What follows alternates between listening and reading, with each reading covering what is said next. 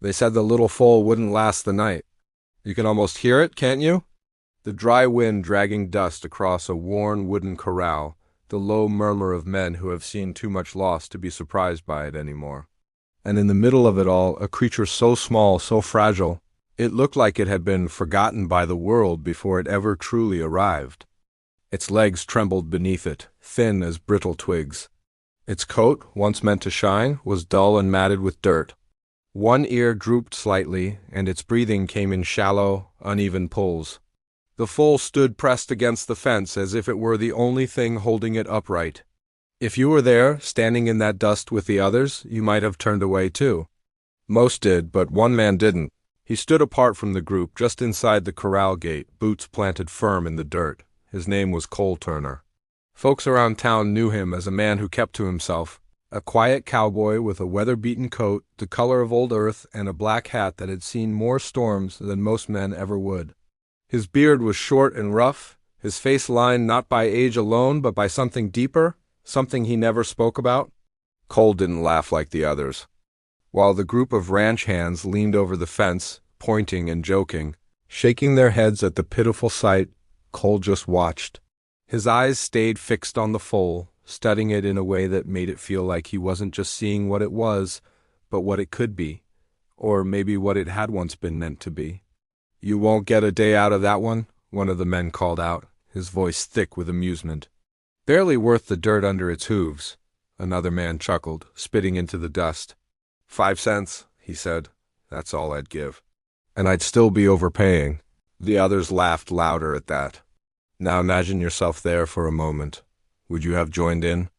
Or would something about that small, struggling animal have pulled at you the way it did at him?" Cole stepped closer. The corral creaked softly under his weight, the dry wood complaining as he rested a gloved hand on the top rail. The foal didn't move away. It didn't have the strength to. But its dark eyes shifted just slightly, and for a brief second it met his gaze. That was all it took. "How much?" Cole asked. The laughter died down, replaced by a few surprised glances. The man who had spoken before straightened up, wiping his mouth with the back of his hand. "You serious?" he asked. Cole didn't look at him. His eyes were still on the foal. "I asked how much." The ranch owner, a thick-shouldered man with a sunburned neck and a permanent frown, stepped forward. He looked at Cole like he was trying to figure out if this was some kind of joke. "You heard him," one of the men said with a grin. 5 cents. More laughter followed, but softer this time, uncertain. The ranch owner shrugged. "Fine by me. Saves me the trouble of burying it."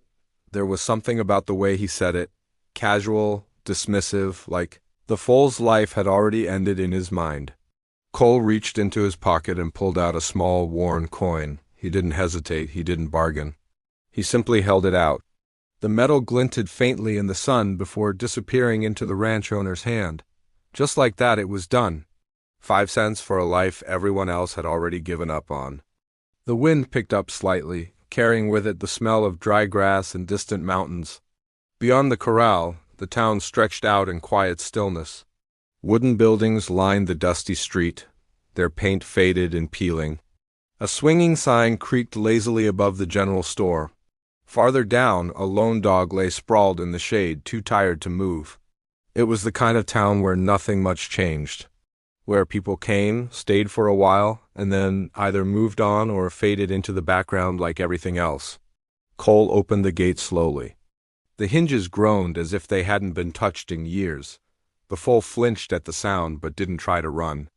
It couldn't. Its legs buckled slightly, and for a moment it looked like it might collapse right there in the dust.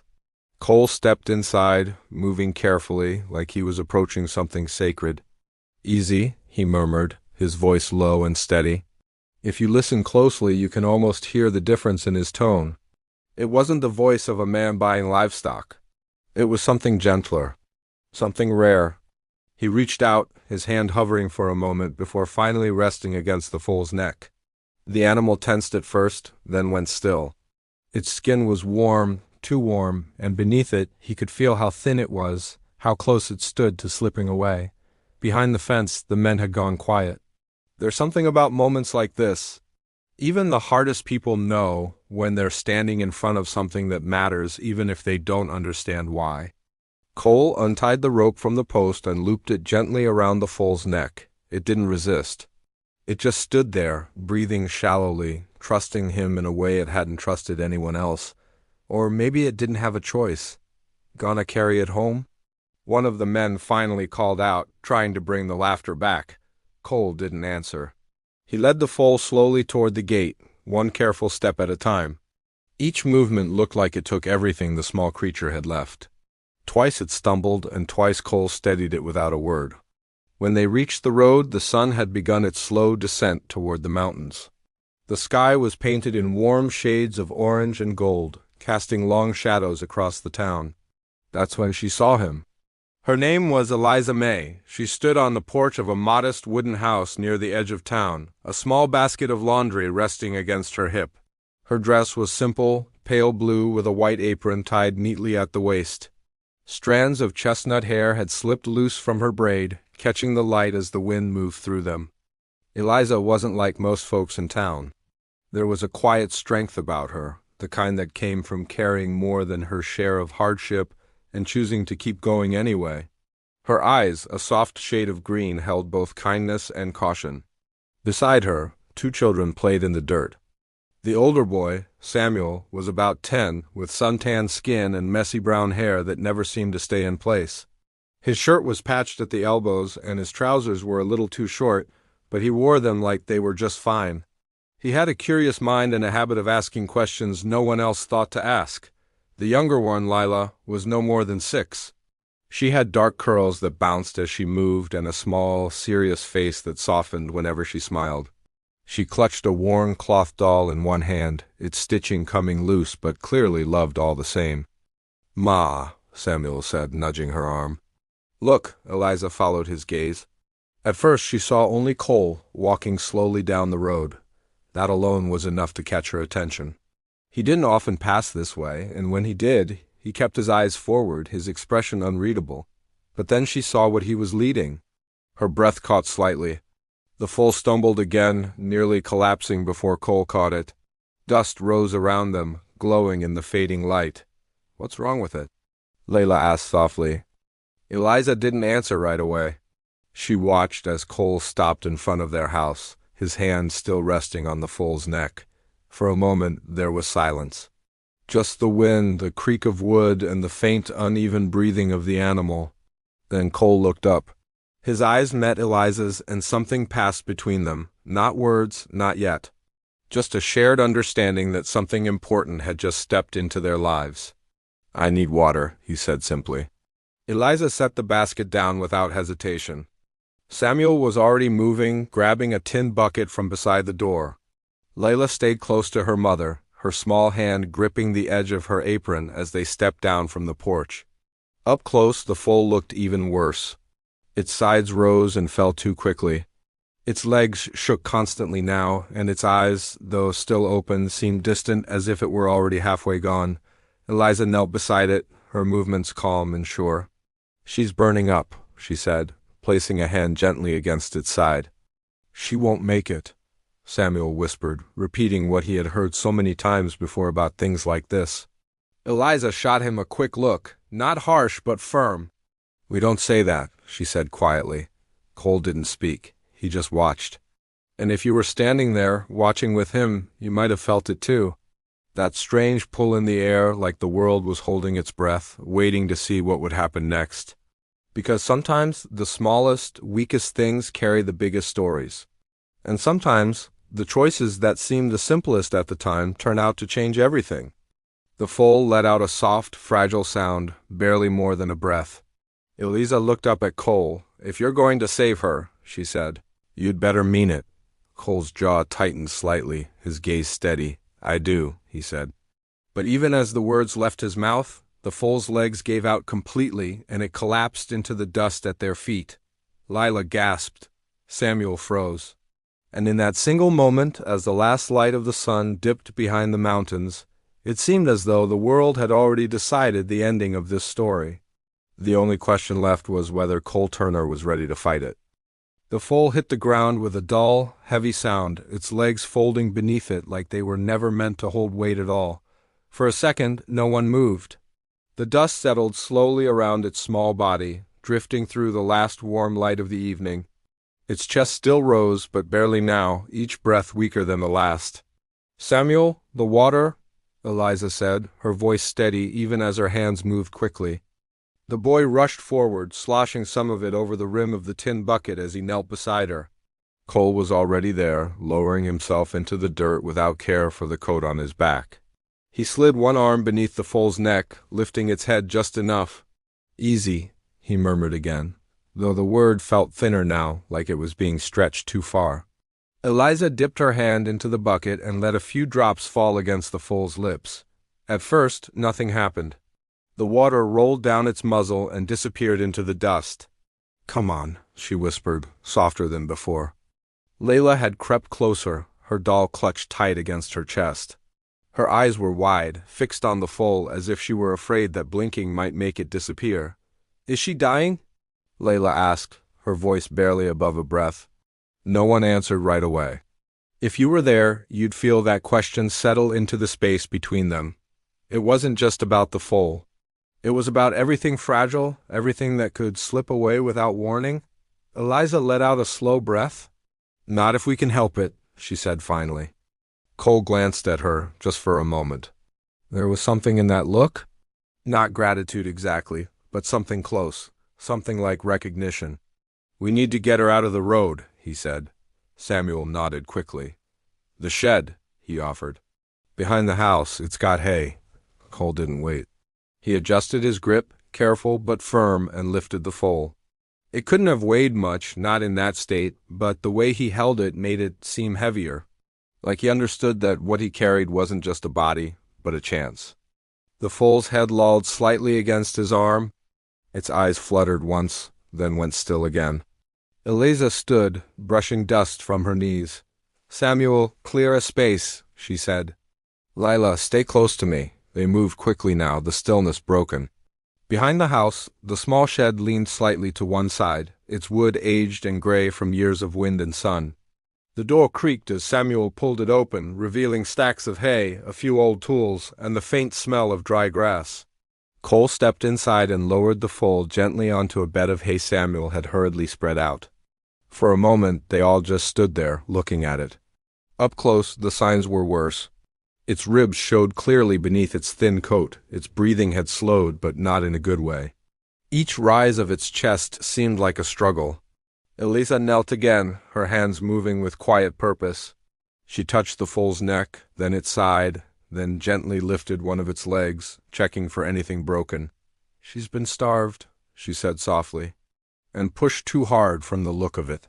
Cole's expression didn't change, but his eyes darkened slightly. "They said she wasn't worth anything," Samuel muttered, his hands clenched at his sides. Eliza glanced at him. "That doesn't make it true." Samuel looked down, but he nodded. Lila stepped closer, slowly this time, like she was approaching something sacred. She crouched beside the foal, her small fingers hovering in the air before she finally reached out and touched its mane. It didn't react. "She's soft," Lila said quietly, as if surprised. Cole watched her for a moment, then looked away. "We'll need warm water," Eliza said, "and cloth?" "Clean, if we've got it." "I'll get it," Samuel said, already turning. As he ran back toward the house, the sky outside deepened into shades of purple and blue. The last light of the sun slipped away, leaving behind a cool evening breeze that whispered through the cracks in the shed walls. Eliza shifted slightly, sitting back on her heels. "She might not make it through the night," she said, not looking at Cole this time. "I know," he replied. His voice was calm, but there was something tight beneath it. Eliza studied him for a moment. "Then why bring her here?" It wasn't a challenge. It was a question, plain and honest. Cole rested his hands on his knees, staring at the foal. "Because no one else would." The answer hung there, simple but heavy. Eliza looked down at the foal again. "That's not always enough." Cole didn't respond right away. "If it was," she continued softly, "a lot more things would survive." There was no bitterness in her tone, just truth. Samuel returned then, slightly out of breath, carrying a small basin and a folded cloth. He set them down carefully beside Eliza. "Here." "Good," she said. "Hold the lantern steady." He grabbed the lantern hanging by the door and brought it closer. Its warm light flickered across the small space, casting long shadows against the walls. Eliza dipped the cloth into the water and began gently wiping the foal's face, clearing away dirt and dust. The motion was slow, careful, like she was afraid of breaking something that was already too close to breaking. "You've done this before," Cole said. Eliza gave a small nod. "Not with horses, but with things that needed saving." He didn't ask more. He didn't need to. Layla shifted closer, leaning against her mother's side. "What's her name?" she asked.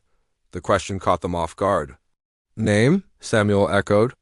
"You can't just call her the Foal," Lila said, frowning slightly. "She needs a name," Eliza smiled faintly. "Let's make sure she lives first, but she needs something to hold on to," Lila insisted.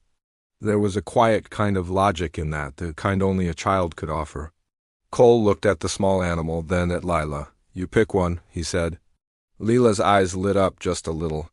She thought for a moment, her brow furrowed in concentration. "Dusty," she said finally. "Because she looks like the road," Samuel snorted softly but not unkindly. "That's not much of a name." "It is too," Lila shot back. "It's a strong name," Cole nodded once. "Dusty it is." Eliza glanced at him again, a hint of surprise in her eyes, but she didn't say anything. Time passed slowly after that. The lantern burned lower. The air grew cooler. Outside, the town settled into its usual quiet, broken only by the occasional creak of wood or distant call of a night bird. Inside the shed, the four of them stayed close. Eliza continued her careful work, cleaning and checking, doing what little she could. Samuel fetched more water when needed, his movements quieter now, more thoughtful. Lila stayed near Dusty's head, occasionally whispering things no one else could hear, and Cole sat there watching, not restless, not impatient, just present. At one point, Eliza leaned back, wiping her hands on her apron. "She needs rest," she said. "And warmth," Cole nodded. "I'll stay," Eliza hesitated. "You don't have to. I know." There was that same quiet certainty again. Samuel shifted his weight. "I can stay too," he offered. Eliza shook her head gently. "You've done enough for tonight." "But, Samuel," he stopped, then nodded reluctantly. Layla yawned, her small body finally giving in to the long day. Eliza stood and took her hand. "Come on," she said softly. "Time for bed." Lila looked back at Dusty. "She be okay, right?" Eliza paused. What would you say, standing in her place? Would you promise something you couldn't be sure of? "She's not alone," Eliza said instead. It wasn't the answer Layla wanted, but it was the one she got. As they stepped out of the shed, Samuel followed, glancing back once before closing the door partway. Cole was left alone with the foal. The lantern flickered beside him, its light steady but dim. He leaned forward slightly, resting his arms on his knees. For a long time he said nothing. Then, quietly, almost like he didn't expect anyone to hear, he spoke. "You're not done yet," he said. Dusty didn't move. The wind picked up outside, brushing against the walls of the shed, slipping through the cracks like a whisper. Cole reached out and placed his hand gently against her neck again. Her skin was still warm, too warm. He frowned slightly, his eyes narrowing. Something wasn't right. The heat hadn't gone down. If anything, it felt worse. He pulled his hand back, then reached out again, this time more carefully, as if confirming what he already feared. A fever, bad enough to take her before morning. Cole sat back slowly, his jaw tightening. Outside, somewhere in the distance, a horse neighed, sharp and sudden, breaking the quiet. Inside the shed, Dusty's breathing hitched once. Then, again, and this time it didn't steady. Cole leaned forward quickly, his hand returning to her neck. "Hey," he said, more firmly now. But the small body beneath his hand felt like it was slipping further away. And in that moment, with the night closing in and no one else around, it became clear that whatever chance she had got, it was running out faster than any of them had feared. Dusty's breathing broke into a shallow, uneven rhythm, each inhale catching like it might not come again. Cole leaned closer, his shadow stretching long across the hay as the lantern flickered. The small space felt tighter now, the air heavier. He slid his hand gently along her neck, then down to her chest, feeling the fragile rise and fall. "Stay with me," he said under his breath. Outside, the wind picked up, pressing softly against the shed walls. Somewhere in the distance, a loose board creaked, tapping in a slow, uneven beat that seemed to echo Dusty's failing breaths. Cole stood abruptly. He looked toward the half-open door, then back at the foal. For a moment, it seemed like he might hesitate, like he might not want to leave her even for a second, but then he grabbed the lantern and moved. The door swung open with a low groan, and the cool night air rushed in. Across the yard, Eliza's house glowed faintly with candlelight through the window.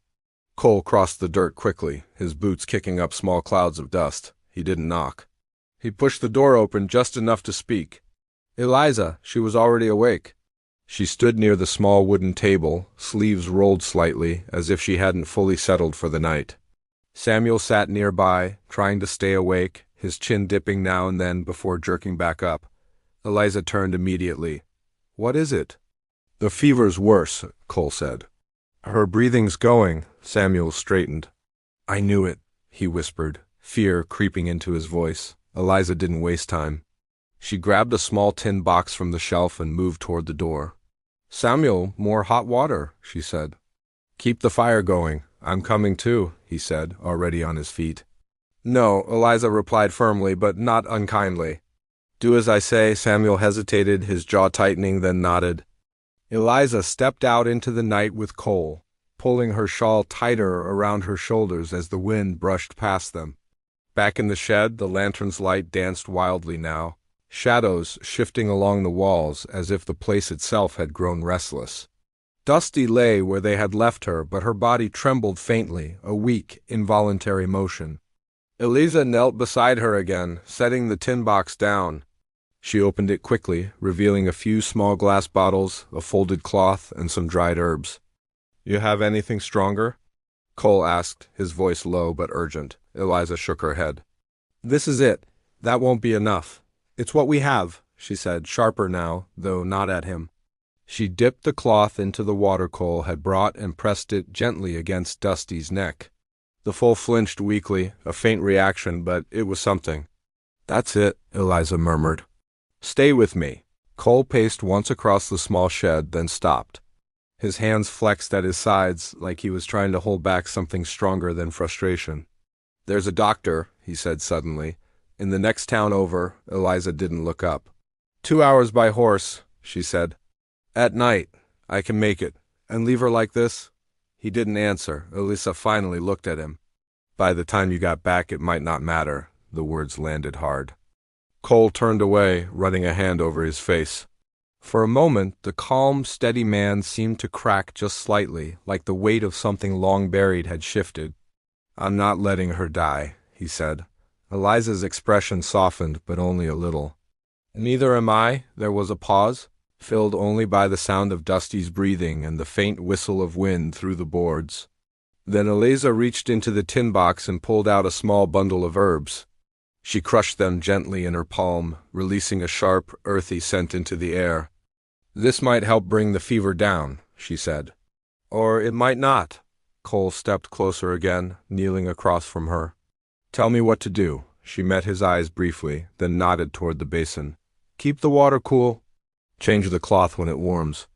Don't let her overheat." He nodded once, already reaching for the cloth. Time stretched again, but differently now, tighter. Every second felt like it mattered more than the last. Outside, the sky had gone fully dark, stars scattered across it like distant sparks. The town was silent, most people asleep, unaware of the quiet struggle happening in the small shed at the edge of it. Inside, the lantern burned lower. Eliza worked steadily, her movements practiced but tense. Cole followed her lead without question, his usual silence now filled with purpose. At one point, Dusty's breathing steadied slightly, just for a moment. Eliza paused, watching closely. "There," she said softly. "Did you see that?" Cole nodded, a flicker of hope crossing his face. But it didn't last. The next breath came weaker than before. And then weaker still. Samuel appeared in the doorway, carrying another bucket. He hesitated when he saw the look on their faces. "How is she?" he asked quietly. Eliza didn't answer right away. Samuel stepped inside, setting the bucket down. His eyes moved to Dusty, taking in the small, fragile body, the trembling, the stillness between breaths. "She's worse," he said, more to himself than anyone else. Cole glanced at him. "You should be inside." Samuel shook his head. "I want to help." Eliza looked at him for a long moment, then nodded slightly. "All right," she said. "But you do exactly as I say," he nodded quickly. "Keep the fire going," she added. "We need steady heat, not too much." Samuel moved to the small stove in the corner of the shed, feeding it carefully, his hands more steady now that he had something to do. Layla's voice came faintly from the house. "Ma?" Eliza closed her eyes briefly, then stood. "I'll be right back," she said. She stepped out into the night again, leaving Cole and Samuel alone with Dusty. For a moment, neither of them spoke. Then Samuel glanced at Cole. "Why did you buy her?" he asked. Cole didn't look up. "I told you." "No," Samuel said, shaking his head. "That's not the real reason." Cole's hand paused on the cloth. Samuel stepped closer, his young face serious. "You looked at her like you knew something," he said. "Like you'd seen it before." The shed seemed quieter suddenly. Cole exhaled slowly, his shoulders lowering just a fraction. "I had a horse once," he said. Samuel waited. "Strong," Cole continued. "Fast. Smarter than most men I've known. What happened?" Cole's jaw tightened slightly. "I pushed him too hard," he said. "Didn't see the signs." "Didn't stop when I should have?" Samuel's eyes widened a little. "Did he?" "Yeah," Cole said quietly. The word hung there, heavy and final. Samuel looked down at Dusty again. "So this is—" "What? Making up for it?" Cole shook his head. "No," he said. "It's not the same." "Then what is it?" Cole finally looked at him. "It's not letting it happen again?" Samuel didn't respond, but something in his expression shifted. Understanding, maybe. Or respect. Outside, Eliza's voice soothed Lila, quiet and gentle. After a moment, the door closed again and her footsteps returned. When she re-entered the shed, she paused. Dusty had gone still, too still. "Cole," she said sharply. He turned immediately, his hand already moving to the foal's neck. For a second there was nothing, no movement, no breath. The world seemed to stop with it. Samuel froze by the stove, his hands clenched. Eliza stepped forward quickly, kneeling beside them. "Move," she said. Cole shifted back just enough for her to take his place. She pressed her hand against Dusty's chest, then leaned closer, her ear near the foal's nose. "Come on," she whispered. A long second passed, then another, and just when it seemed like the silence might stretch forever, a weak, shaky breath. Barely there, but real. Samuel let out a breath he didn't realize he'd been holding. Cole closed his eyes briefly, then opened them again, his focus sharper now. "She's still here," Eliza said, her voice steady again, though her hands trembled slightly. But the look in her eyes had changed. If you were watching closely, you'd see it. That thin line between hope and fear stretched tighter than ever, because that breath hadn't sounded stronger. It had sounded like the last one fighting to stay. That single, fragile breath didn't bring relief. It brought silence. The kind of silence that settles heavy in the chest, where no one dares to speak because saying anything might break whatever thin thread is still holding on. Eliza kept her hand against Dusty's chest, her fingers spread gently as if she could somehow hold the life inside the small body from slipping away. Her head tilted slightly, listening, feeling, waiting. "There it is," she whispered, though her voice carried more caution than hope now. Cole didn't move. He was close enough to feel the faint warmth coming off the foal, but it wasn't the kind of warmth that meant strength. It was the kind that faded too slowly. Samuel stood near the stove, the firelight casting a dull orange glow across his face. He wasn't fidgeting anymore. The restless boy had gone still, watching in a way that made him seem older than he was. "Is that good?" he asked quietly. Eliza didn't answer right away. "It means she's still fighting," she said at last. But even as she said it, her eyes shifted slightly, just enough for Cole to notice. He saw the truth she didn't say. Fighting wasn't the same as winning. Another breath came from Dusty, uneven, and thin. Her side lifted barely an inch before falling again.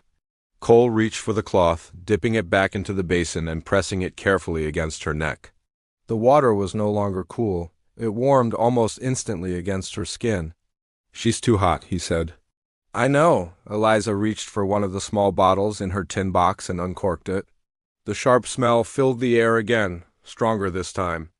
"This might help bring her around," she said, though it sounded more like something she needed to believe than something she knew. She poured a few drops onto her fingers and gently rubbed them along Dusty's gums. For a moment, nothing changed. Then the foal's jaw moved slightly. "Not much, just enough to show there was still something there responding." Samuel leaned forward. "Did you see that?" "I did," Cole said. But the movement stopped as quickly as it had come. The lantern flickered again, its flame shrinking lower. Shadows stretched longer along the walls, making the shed feel smaller, more closed in. Outside, the wind had grown stronger. It pushed against the door now in uneven bursts, making it creak softly on its hinges. Eliza stood suddenly. "We need more light." Samuel grabbed another lantern from the shelf and lit it quickly, his hands moving faster now, like he understood time was slipping. The second flame brought a little more warmth to the room, but it also revealed more. Dusty's body looked smaller somehow, like she was fading into the hay beneath her. Cole's jaw tightened again. "This isn't enough," he said. Eliza turned to him. "What do you mean?" "She needs more than this," he said, gesturing toward the cloth, the herbs, the small tools they had. "This won't turn it around." "It's all we have," Eliza said, her voice firm again. "There's got to be something else." "Not here." The words hit harder this time. Cole stood up, pacing once across the shed, then back again. His boots scraped softly against the dirt floor, each step carrying a weight that felt heavier than before. "There's a ranch east of here," he said suddenly. "Big place. They've got proper supplies, medicine." Eliza shook her head immediately. "That's farther than the other town. I can make it faster. And leave her again?" She said, "What happens if she stops breathing while you're gone?" Cole didn't answer, because there wasn't one. Samuel looked between them, his brow furrowed. "What if we take her?" He suggested, "Bring her there." Eliza's expression shifted. "She won't survive the ride," she said.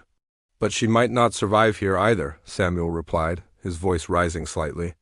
The words hung in the air, heavier than anything said before. Even the wind seemed to pause for a moment. Cole looked at the foal again. Her breathing had slowed further, each rise of her chest more delayed than the last. Samuel wasn't wrong. But neither was Eliza. This was the kind of choice that didn't offer a clear path. Only risk, no matter which way they turned. Eliza knelt again, her hand returning to Dusty's neck. "She needs to rest," she said, softer now, no movement. "No stress." Cole stared at her. "And if resting means she slips away?" Eliza looked up at him, her eyes steady but tired. "Then we'll know we didn't push her over the edge trying to save her." The words were quiet, but they carried a kind of weight that came from experience. From loss, Cole held her gaze for a long moment. Then he looked away. Outside, a sudden gust of wind slammed lightly against the shed door, making Layla's voice call out faintly from the house again. "Ma?" Eliza closed her eyes briefly. "She's scared," she said. Samuel shifted. "I'll go to her," Eliza nodded. "Stay with her this time." Samuel hesitated, glancing at Dusty one last time before heading out. The door creaked as it opened and closed again, leaving Cole and Eliza alone in the dim light. For a while, neither of them spoke. They worked in silence, changing the cloth, adjusting the hay, doing everything they could think of, even when it felt like it might not matter. At one point, Eliza's hand paused. "Listen," she said. Cole leaned closer. Dusty's breathing had changed again. It wasn't just weak now. It was irregular. A breath came. Then a long pause. Then another shorter one. Cole's chest tightened. "That's not good." "No," Eliza said quietly. She moved quickly now, her calm giving way to urgency. She rubbed Dusty's side, then her neck, trying to stimulate something, anything. "Come on," she whispered. "Stay with me." Cole mirrored her movements, his hands steady but firm.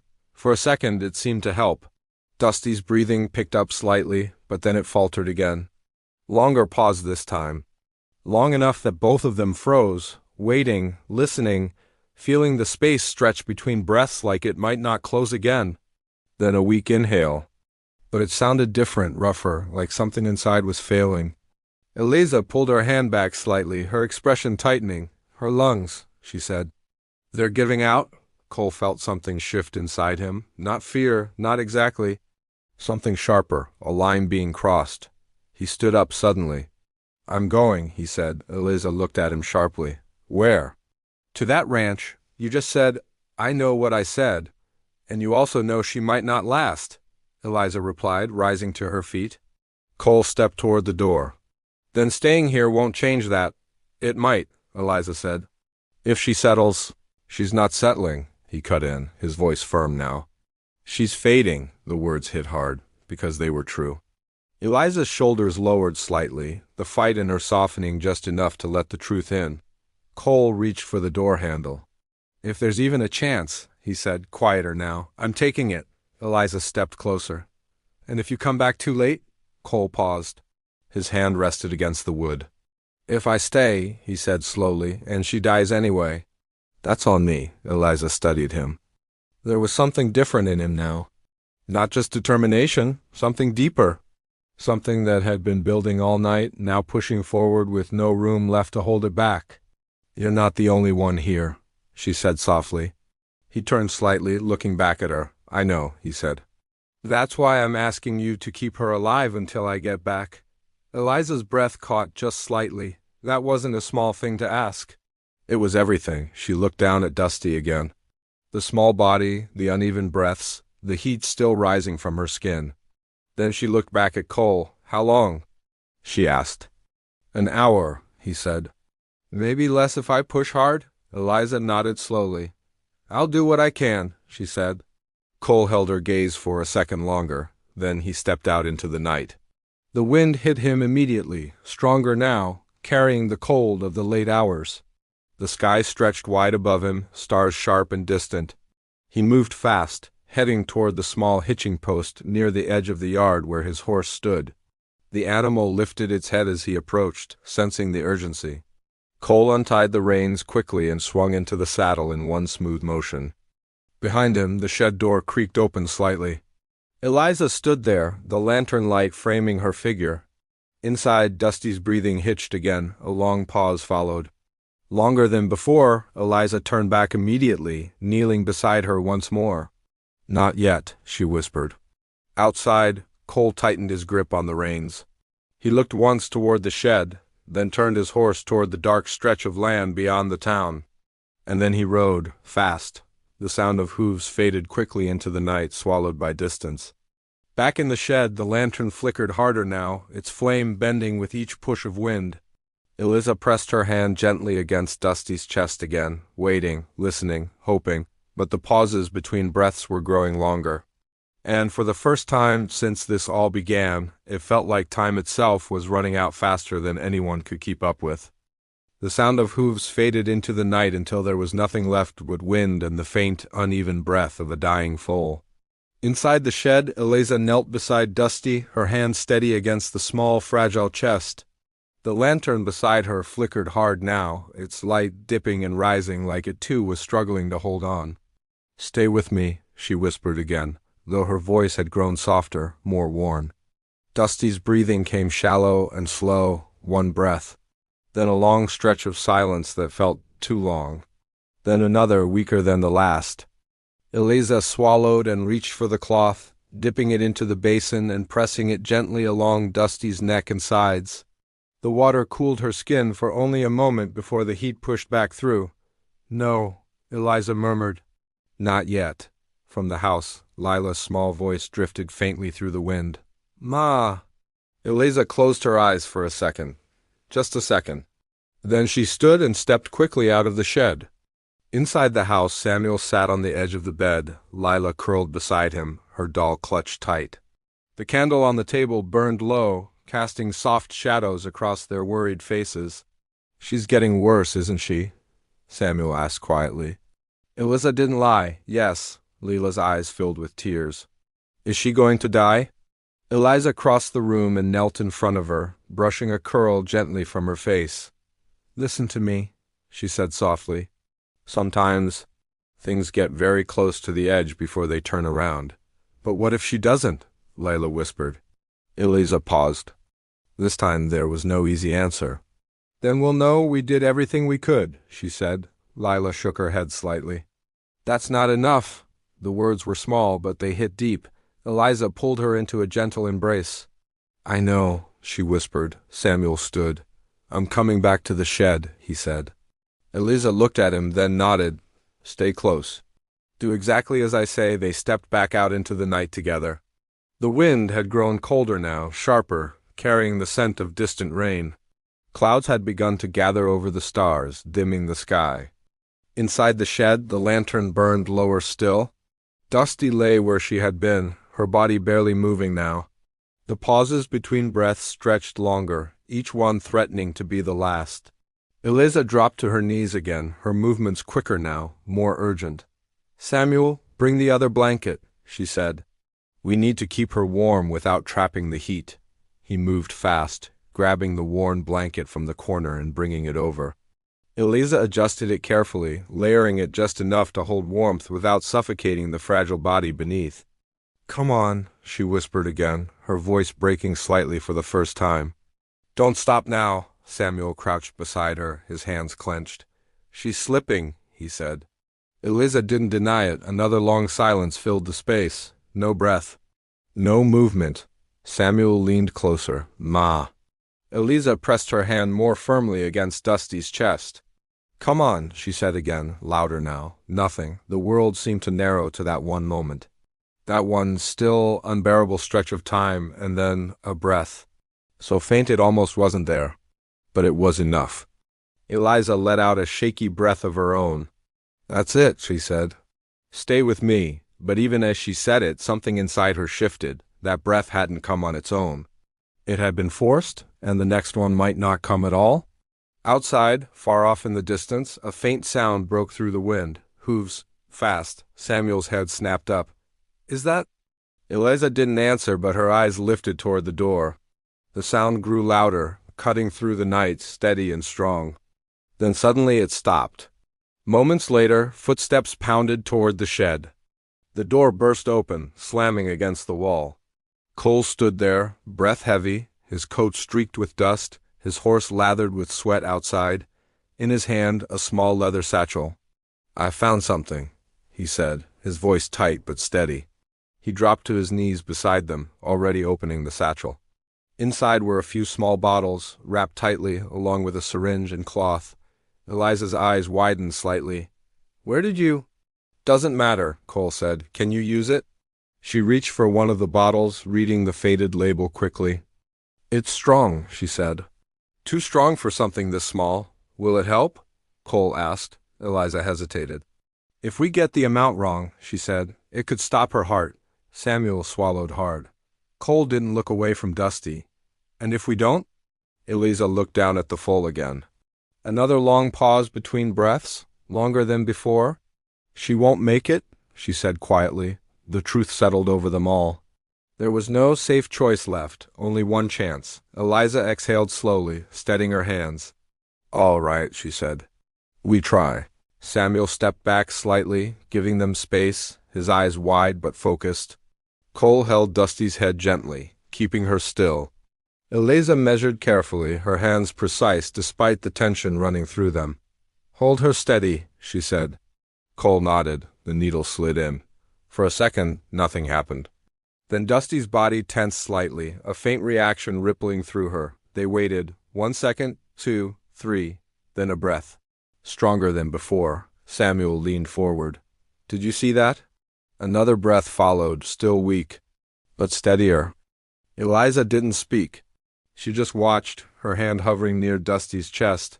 The rhythm didn't collapse this time. It held, barely, but it held. Cole let out a slow breath, his shoulders lowering just slightly. She's still fighting, Samuel said, a hint of hope breaking through his voice. Eliza nodded once, but her eyes stayed fixed. We're not through yet. Minutes passed. Slow, careful minutes where every breath mattered. Dusty's breathing remained uneven, but it didn't stop again. The long, terrifying silences between breaths grew shorter, not strong, not safe, but moving in the right direction. Outside, the wind began to ease. The clouds shifted slightly, allowing a few stars to peek through again. Inside the shed, the lantern flickered one last time before steadying.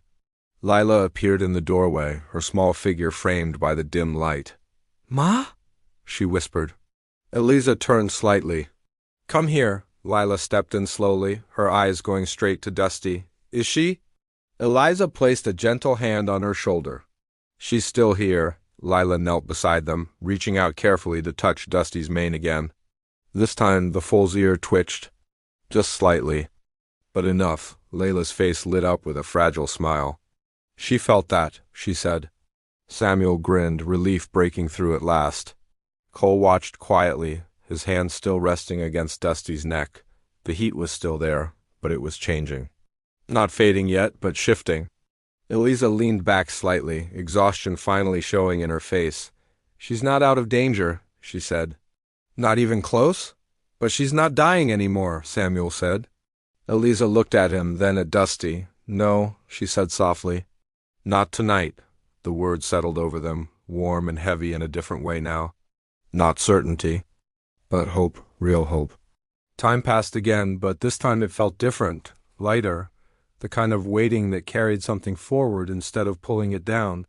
Cole sat back slightly, his eyes still on Dusty. Eliza watched him for a moment. "You made it back?" she said. He nodded once. "You didn't have to come here," she added. Cole shook his head. "Yeah," he said quietly. "I did." Samuel looked between them. "You saved her," he said. Eliza smiled faintly. "We all did." Lila leaned closer to Dusty, her voice soft. "You hear that? You're staying." Dusty's breathing continued, still fragile but steady enough now to believe in. Outside, the first hint of dawn began to touch the horizon, a faint gray light pushing back the night. The wind had calmed. The town was still quiet, unaware of what had almost been lost.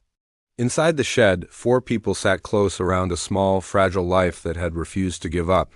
Cole rested his hands on his knees, looking at Dusty. For the first time, there was no shadow in his eyes. Only something quieter. Something settled. Eliza followed his gaze. "She's going to need a lot of care," she said. "Days, maybe weeks." Cole nodded. "Then she get it." Samuel straightened. "I can help," he said quickly. Layla nodded too. "Me too," Eliza smiled, a tired but genuine smile. "I believe you." Cole looked at them all, then back at Dusty. 5 cents, Samuel said, shaking his head. "Can you believe that?" Cole's mouth lifted slightly, just the smallest hint of a smile. "Worth more than that," he said. Outside, the sun began to rise, spilling soft gold light across the land. Inside the shed, that light reached them slowly, touching the hay, the worn wood, the tired faces, and the small foal breathing, still weak, still fragile, but alive. And sometimes that was where the real story began.